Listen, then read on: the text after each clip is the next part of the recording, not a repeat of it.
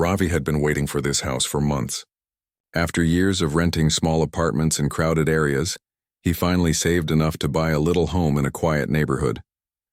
It was not the largest house on the block, but it had a wide porch, a garden space, and a strong water tank in the backyard. For him, it was perfect. When he moved in, most of the neighbors welcomed him. Mrs. Green from across the street brought cookies. Daniel, an older man next door, offered to lend him tools. Children playing nearby waved happily when he carried his boxes inside. It seemed peaceful, just what he had been looking for. But there was one name that kept coming up during casual conversations. People spoke about her in a careful tone, sometimes even lowering their voices. Her name was Karen. She was the head of the neighborhood's HOA, and according to everyone, she made sure every little rule was followed. If someone's grass grew too high, she sent a notice. If paint peeled off a fence, she complained. If someone parked slightly outside the marked area, she left a ticket.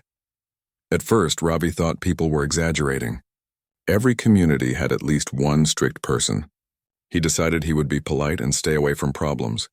The first few weeks went smoothly. He arranged his furniture, planted small flowers in the garden, and even repaired the fence that needed a little work. He enjoyed his evenings on the porch sipping tea and watching the calm street. Then something unusual happened. One morning, when he turned on the kitchen tap to make tea, only a thin stream of water came out. He frowned and checked the bathroom. The flow there was even weaker. He went to the backyard to check the tank. To his surprise, it was already half empty, even though he had filled it to the top the previous evening. He thought it might be a leak. Carefully, he inspected the pipes, the taps, and the ground near the tank. Everything looked fine. No puddles, no dripping, nothing unusual. Confused, he shrugged it off. Maybe he had underestimated how much water he used. But the same thing happened the next day. The tank was almost dry by morning. Ravi became worried. He lived alone and his usage was simple. Cooking, cleaning, showering, none of it should have emptied the tank overnight. Something was wrong. He decided to watch more closely. On the third night, he filled the tank completely, checked all the taps, and went to bed. Early the next morning, before the sun was fully up, he stepped outside quietly. To his shock, he saw a figure near his backyard. It was a woman. She stood close to the tank, adjusting something with her hands. When Ravi moved closer, the woman noticed and quickly stepped back. It was Karen. She gave him a stiff smile and walked away, not saying a single word. Ravi stood frozen, unsure what to make of it. Why was she near his tank? What was she adjusting? He wanted to ask, but she was already gone, walking briskly to her house. That whole day, Ravi kept thinking about it. He had heard rumors about her being controlling, but this was different. This was his property, his water. Could she really be draining it? Why would she even need to? In the evening, Ravi decided to talk to Daniel, the friendly old neighbor. Sitting on Daniel's porch, he explained the strange water problem. Daniel listened quietly, then sighed. Son, you are new here, so let me be honest. Karen has her ways. She thinks she controls everything in this street. Most of us have learned not to argue with her. If you do, she can make your life difficult. She has rules for everything.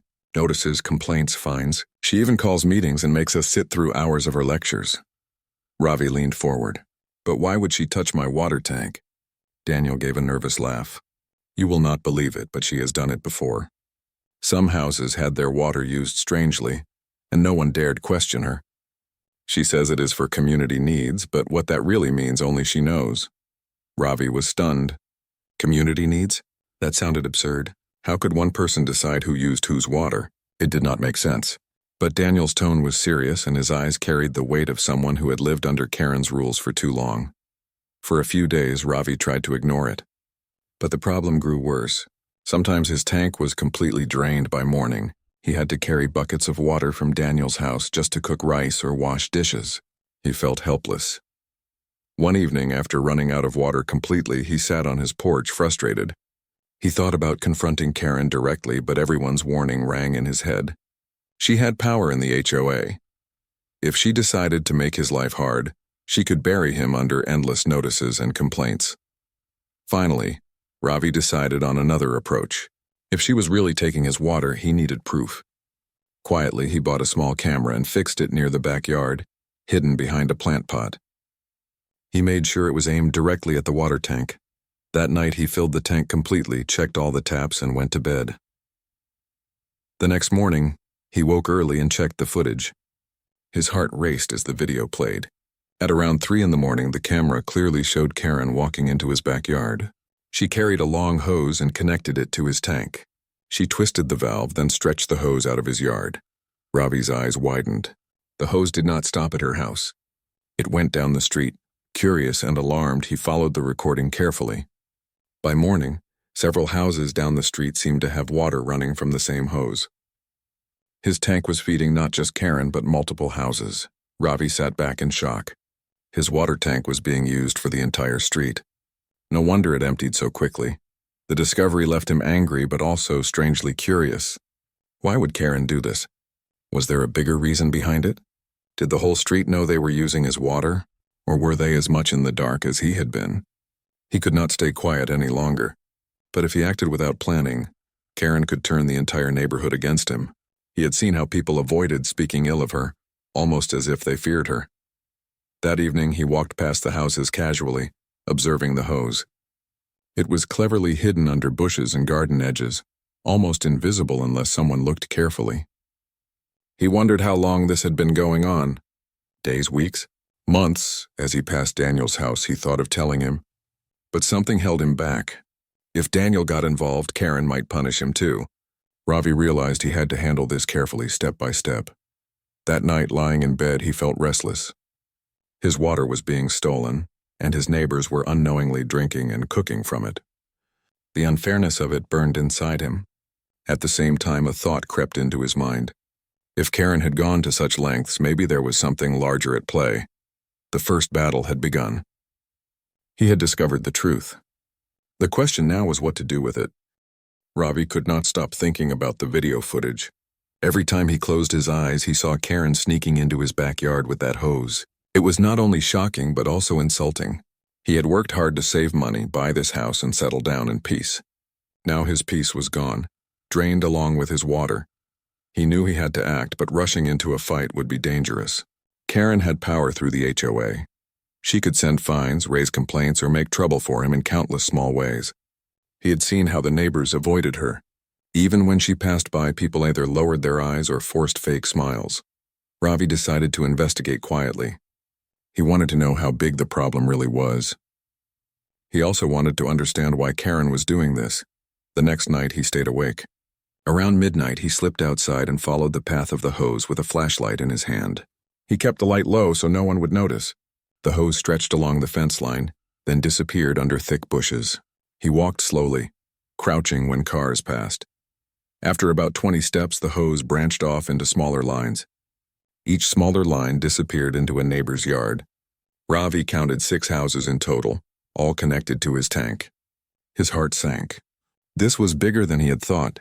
He whispered to himself, "My water is going to the whole street." At that moment, one of the house's backyard lights switched on. Startled, Ravi ducked behind a tree. He held his breath as a man stepped out, yawning and stretching.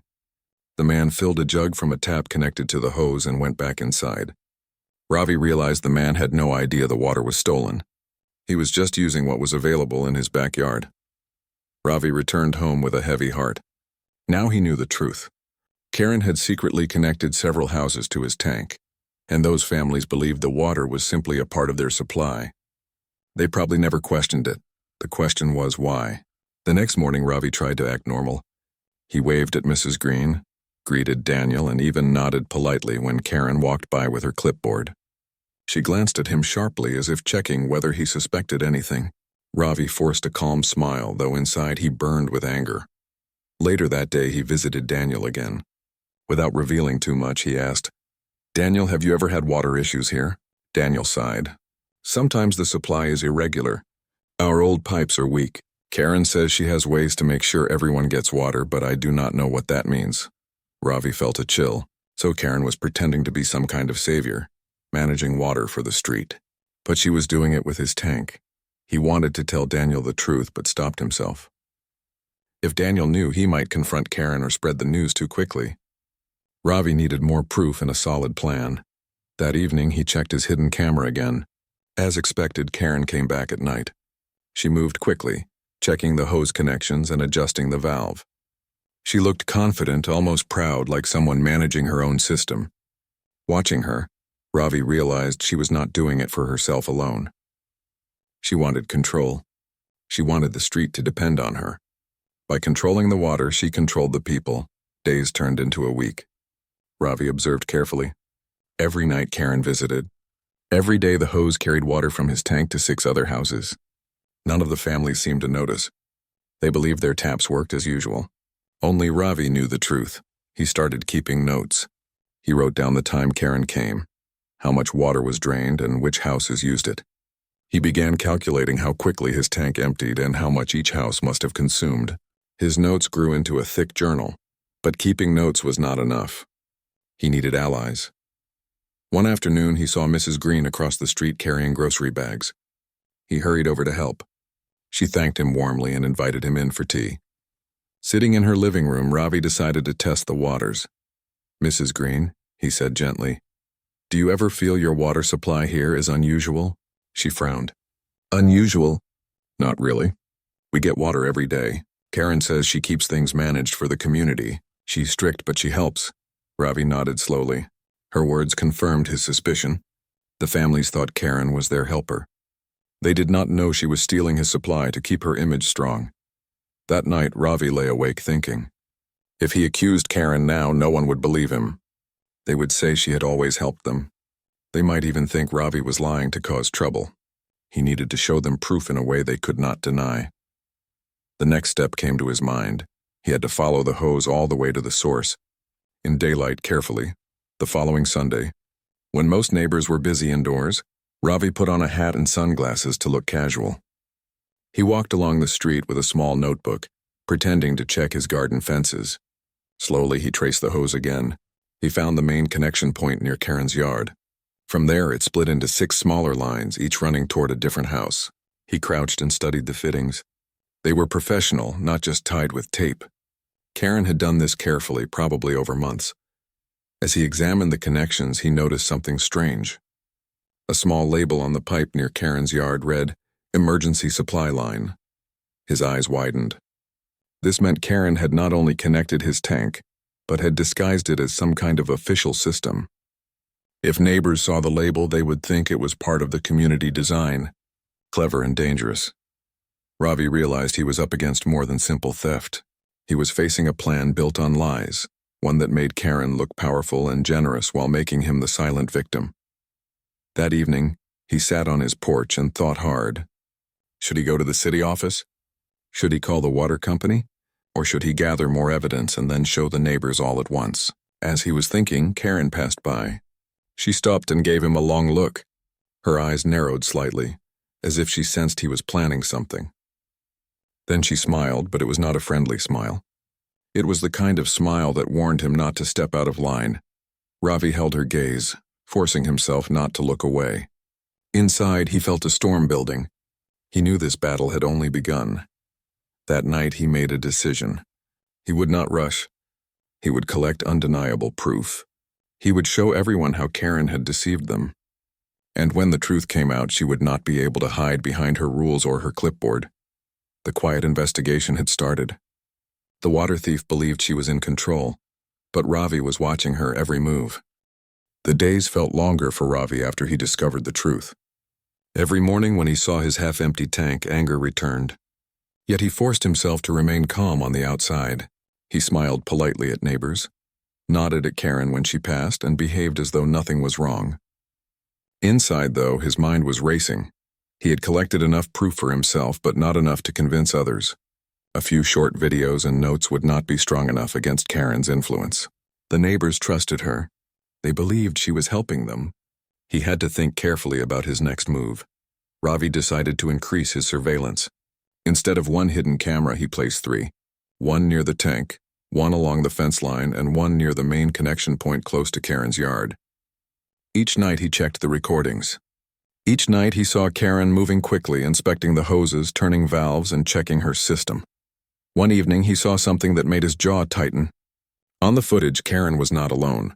She was walking with another man, a neighbor Ravi recognized from 2 streets down. They both inspected the pipes, speaking quietly. The man nodded as if receiving instructions. Ravi realized Karen was not only running the water secretly, but also involving others to maintain her scheme. The thought made him uneasy. This was not only about water anymore. It was about control, power, and loyalty. Karen had built a web, and Ravi was caught in the middle. The next morning, while buying groceries, Ravi overheard two women chatting near the store. One of them said, "Karen is so responsible. Imagine if she was not around, half the street would run out of water. She really takes care of us." The other agreed, "Yes, we are lucky to have her. She always knows what to do." Ravi clenched his fists in his pockets. Those words confirmed his fears. The neighbors saw Karen as a savior, not as a thief. They would never believe him if he accused her without undeniable proof. When he returned home, Daniel came over with a concerned face. "Ravi, be careful. Karen has been asking questions about you. She wonders why you look so serious these days." "I think she senses something," Ravi forced a laugh. "Maybe she thinks too much." "I am fine." But inside he knew Daniel was right. Karen had sharp instincts. She could sense resistance. That smile she gave him days ago had been more than just a smile, it had been a warning. That night, Ravi changed his plan. Instead of only recording, he would start testing. He decided to cut off the water supply one night after Karen connected the hose. He wanted to see what happened when her system failed. At 2 a.m, when he was sure the hoses were working, he shut the main valve of his tank. Within minutes, the recording showed movement. Karen rushed back with a flashlight, checking the hoses. She looked confused, then angry. She adjusted the valves again and again, but no water came. After a while, she gave up and left. The next morning, Ravi walked around the street casually. Several neighbors looked irritated. He overheard one man complaining, "Strange, no water this morning." Karen said she would check. Another woman added, "Yes, my tap was dry too, but I am sure she will fix it soon." Ravi realized two things. First, the neighbors really did not know the water came from his tank. Second, they trusted Karen so much that they believed she was their solution, not their problem. That evening, he turned the valve back on. The next morning, the neighbors were cheerful again, saying Karen had solved the issue. Ravi almost laughed bitterly. She had done nothing, but she got the credit. The pattern repeated over the next few days. Every time Ravi cut the supply, the neighbors complained. Every time he restored it, they praised Karen. It was frustrating, but it gave him an idea.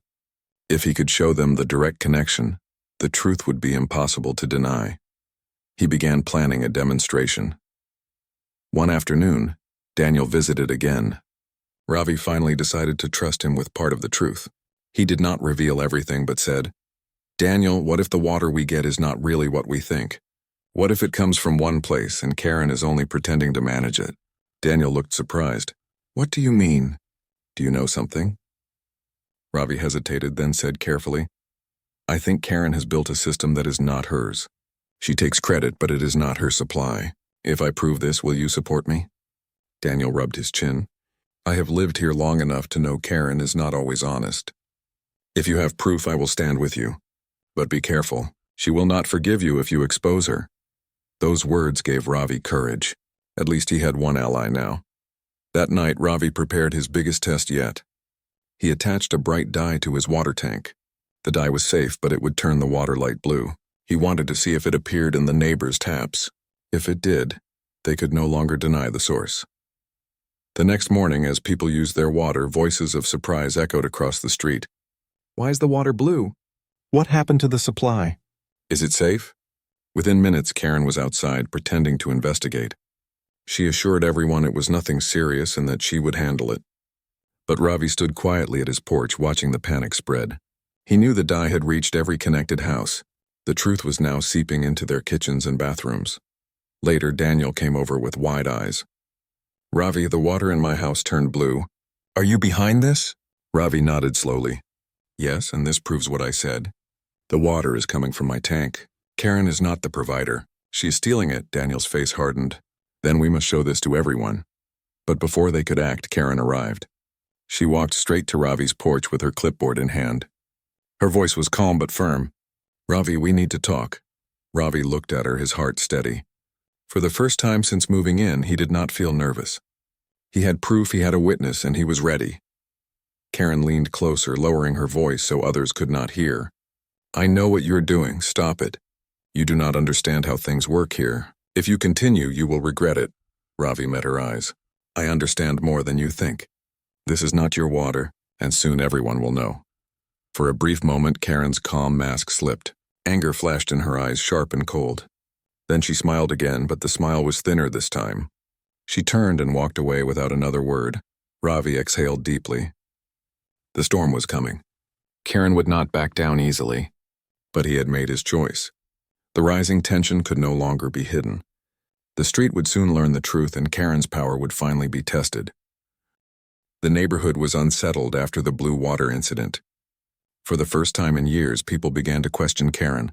Their faith in her had cracked, even if only slightly. Some whispered to each other about the strange color, wondering if she had made a mistake. Others waited for her to explain. Karen did what she always did. She stood tall, clipboard in hand, and spoke with authority. It was a temporary chemical imbalance, she told a group of neighbors. Nothing to worry about. I am already handling it. Most people nodded, but Ravi could see doubt in their faces. They were not entirely convinced. That gave him hope. Inside his house, Ravi planned his next step. The dye had worked, but Karen had tried to cover it with excuses. He needed to push harder. He needed a moment that could not be explained away. Meanwhile, Karen began fighting back. Notices appeared in Ravi's mailbox. One said his fence was slightly uneven. Another claimed his grass was too long. A third accused him of violating parking rules. It was clear she was using her HOA power to intimidate him. Ravi collected the notices and placed them in a folder. He did not respond. He knew arguing now would only give her more chances to twist the situation. Instead, he focused on his plan. Daniel, who had promised to support him, visited often. Together they discussed strategies. Daniel suggested bringing the matter to a town meeting, where more people could hear the truth at once. Ravi agreed, but he wanted stronger evidence before facing Karen in public. One evening, Ravi received a knock at his door. It was Mrs. Green. She looked worried. "Ravi," she said softly, "I know you are new here, but I want to ask you something. Did the blue water come from your tank?" Ravi hesitated. Should he tell her? Finally, he nodded. "Yes, it did. Karen has been using my water to supply the street. She wants you all to believe she is providing it, but she is not. She is only stealing it from me." Mrs. Green gasped. "I cannot believe this. But it makes sense now. Sometimes I wondered why she always walked around at night with that flashlight. I thought she was just checking gardens." Ravi lowered his voice. "Will you stand with me if I prove it to everyone?" She paused, then nodded firmly. "Yes, people need to know the truth. We cannot let her keep doing this." With Daniel and Mrs. Green by his side, Ravi felt stronger. He was no longer alone. The very next day, Karen showed up again. She walked straight to his porch holding another notice. Her voice was sharp. "Ravi, you are not following community rules.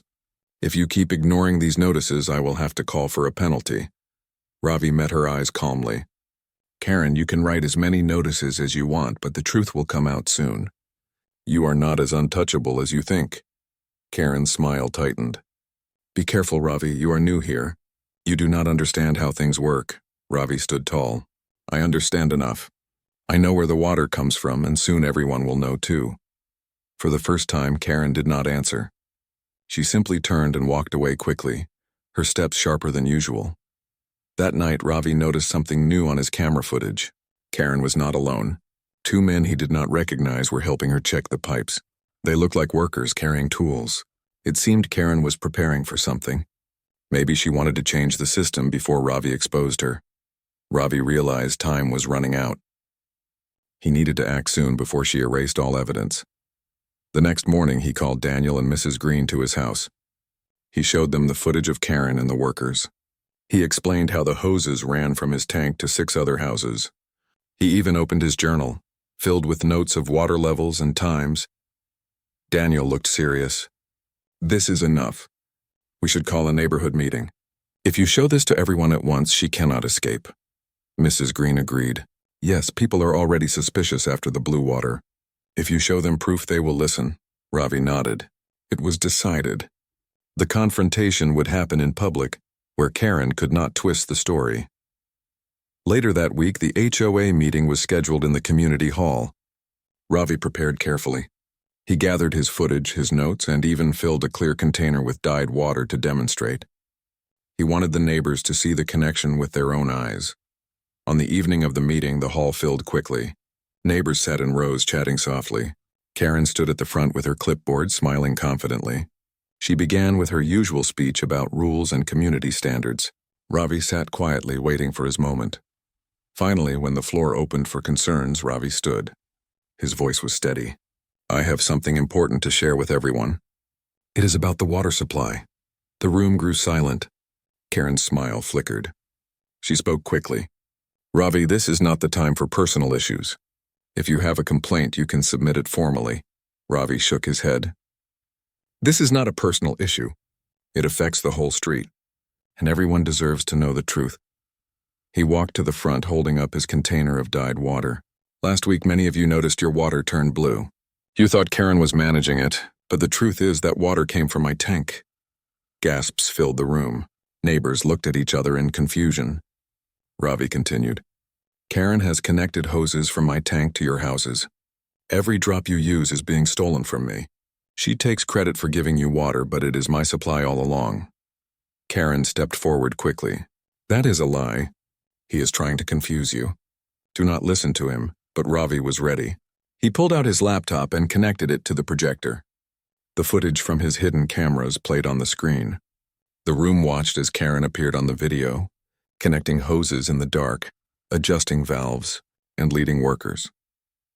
Murmurs filled the hall. Mrs. Green stood and spoke loudly.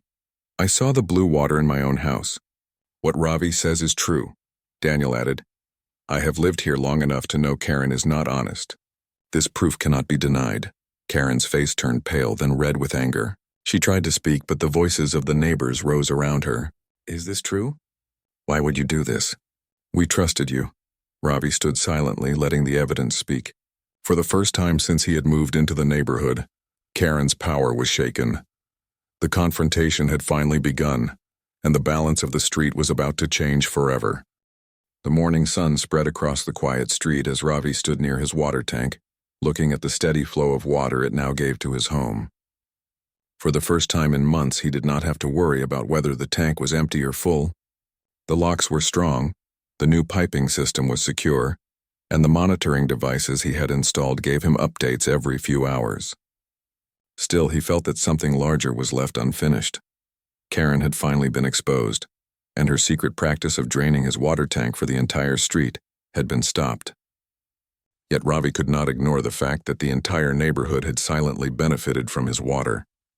They had lived comfortably while he struggled every day to fill buckets and carry them back home. In his heart, Ravi was not an angry man. He wanted peace. But peace, he now understood, did not mean silence. It meant fairness and respect, values that had been missing from the way Karen ruled the street. That evening, Ravi decided to call a community meeting. He went door to door, politely asking the neighbors to gather at the small park at the end of the road. Some looked uncomfortable, some looked guilty, and some even avoided eye contact, but most agreed to come. By the time the sun had set, the entire street had gathered. Children played nearby, while adults sat on benches or stood in small groups whispering about what the meeting might be about. Karen was there too, holding her clipboard tightly, her face stiff and unreadable. Ravi stood before them, his voice calm but firm. "I know everyone here has heard what happened. My water tank was connected to this street without my permission. It was drained again and again, leaving me without enough water. I had to struggle for something as basic as cooking and bathing. But it was not just about the water. It was about respect. Someone took what belonged to me and others accepted it as if it was normal. That is not how a neighborhood should be." The crowd was quiet. Some neighbors shifted uncomfortably. A woman named Rosa raised her hand. "Ravi, I want to say I am sorry. I did not know it was your tank giving us water. I thought the line Karen connected us to came from a community source. We should have asked questions. We should have checked." An older man, Samuel, added, "I also feel guilty. I remember when the water flow became easier in my house a few months ago. I never asked where it came from. I just accepted it. That was wrong." Karen finally spoke, her voice sharp but trembling underneath. "I did what I thought was best for this street. We have faced water shortages for years. The city never helps us. So when I saw Ravi's tank, I thought it could support everyone. I admit I should have asked him, but my goal was to help the community. People blame me, but they all enjoyed the water without complaint. Her words made the crowd restless. Some murmured in agreement, others frowned. Ravi raised his hand, silencing the whispers. Karen, helping the community does not mean stealing from one neighbor. If you had come to me, explained the situation, I might have found a way to share, but you chose to take without asking. That is not leadership. That is control. The silence that followed was heavy. Karen looked around but saw no support this time. The neighbors who once feared her now kept their distance. The power she had enjoyed for years seemed to fade before her eyes. Ravi continued, I am not here to punish anyone. What is done, but I want change. We cannot live in fear of one person's rules. We need to form a fair committee, not just one leader. Everyone should have a voice. And if we face water shortages, we will work together to find solutions. I am even willing to use part of my tank to support others in an emergency, but only with clear rules and respect. The crowd nodded, some clapping softly. Daniel, the older neighbor who had first warned Ravi about Karen, stood up. Ravi is right. We have let Karen hold too much power. We need a new system, one that includes all of us. I support this idea. One by one, voices rose in agreement. The energy shifted, and for the first time, Karen was not at the center of attention. The neighborhood looked to Ravi for guidance. Karen's face tightened and she dropped her clipboard. If you all think you can manage without me, then fine. I tried to help, but no one appreciates it. Do as you wish. With that, she walked away, her steps quick and angry. The sound of her shoes echoed down the quiet street until she disappeared into her house. The meeting continued without her. A small group was chosen to create a new neighborhood committee, including Daniel, Rosa, Samuel, and 2 younger residents who were eager to help.